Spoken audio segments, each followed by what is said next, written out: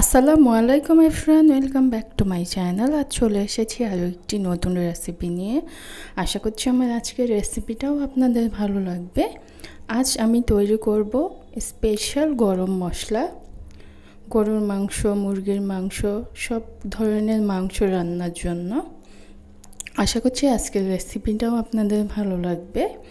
চলে আসছি মূল রেসিপিতে। নিয়ে নিচ্ছি আমি এখানে ধনিয়া 50 গ্রাম, জিরা নিয়েছি 50 গ্রাম,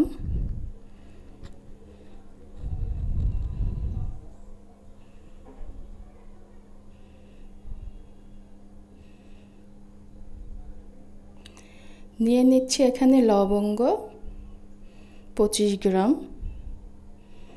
জয়ফল নিয়েছি আমি এখানে 4টা, শুকনো মরিচ নিয়েছি আমি 15 গ্রামের মতো, আর সবুজ এলাচ নিয়েছি এখানে 50 গ্রাম, নিয়েছি 25 থেকে 30টা তেজপাতা আমি কেটে নিয়েছি, কালো গোলমরিচ নিয়েছি এখানে 50 গ্রাম,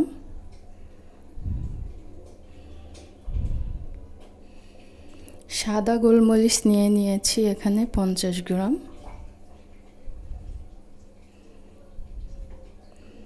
নিয়েছি শাহি জিরা 50 গ্রাম,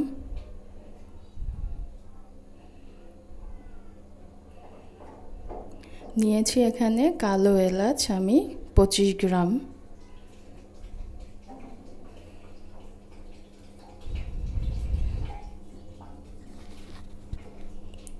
স্টার মশলা নিয়েছি এখানে 25 গ্রাম,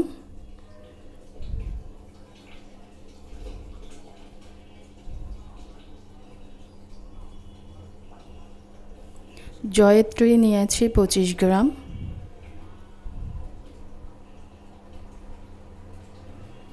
দারচিনি নিয়ে নিচ্ছি এখানে 20 গ্রাম,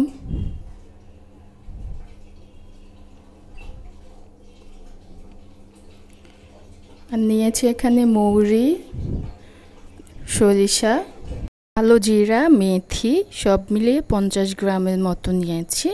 সব মশলা এখন আমি একটু চুলায় বসিয়ে দিচ্ছি, মিডিয়াম আঁচে রেখে এগুলোকে একটু ভেজে নিচ্ছি। একদম হালকা আঁচে বসাইতে হবে যেন গরম হয়ে মশলাটা একটু মচমচে হয়। বেশি ভাজা যাবে না, তাহলে ভাজা মশলা হয়ে যাবে।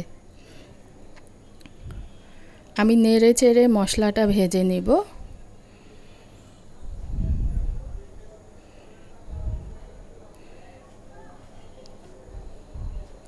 নাড়তে হবে, তা না হলে কিন্তু পুড়ে যাবে। আর চুলার আঁচটা কিন্তু একদম কমে রাখতে হবে।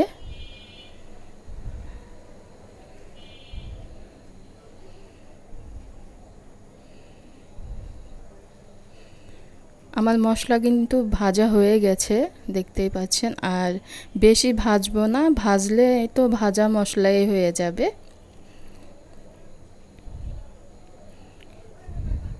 মচমচে হয়েছে এখন, দেখতেই পাচ্ছেন।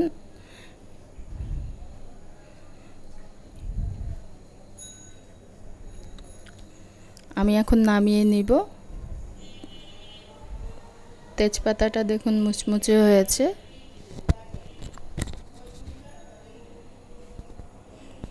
এখন নামিয়ে আমি গ্রাইন্ডার জারে নিয়ে নিয়েছি। এখন শুধু গ্রাইন্ডার জারটা নিয়ে এখন ব্লেন্ড করে নিব।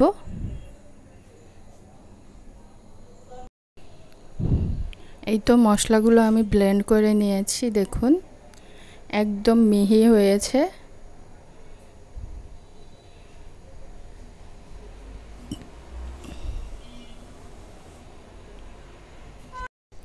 এই তো দেখুন কতটা মিহি হয়েছে। একটা চামচ দিয়ে আমি দেখিয়ে দিচ্ছি, একদম দানা দানা নেই, সবগুলো মিহি হয়েছে। একইভাবে আমি সবগুলোই গ্রাইন্ড করে নিব।